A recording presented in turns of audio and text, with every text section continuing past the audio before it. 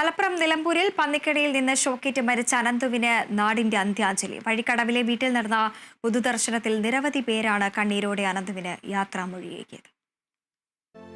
സ്വപ്നങ്ങളും ആഗ്രഹങ്ങളും ബാക്കിയാക്കി അവൻ മടങ്ങി. തിരക്കിട്ട് പോയതല്ല, ഇരയായാണ് മടക്കം. കണ്ണീരിൽ കുതിർന്ന് നാടും മുറ്റവരും അനന്തുവിന്റെ അവസാന യാത്രയ്ക്ക് സാക്ഷിയായി.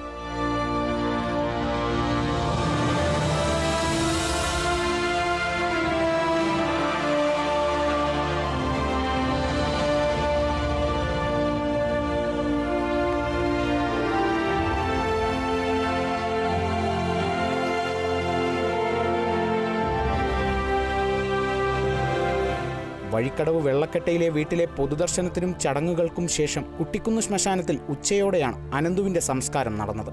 ശനിയാഴ്ച പെരുന്നാളിന്റെ അവധി പ്രഖ്യാപിച്ചിരുന്നതിനാൽ കൂട്ടുകാർക്കൊപ്പം ഫുട്ബോൾ കളിക്കാൻ പോയതായിരുന്നു അനന്തു.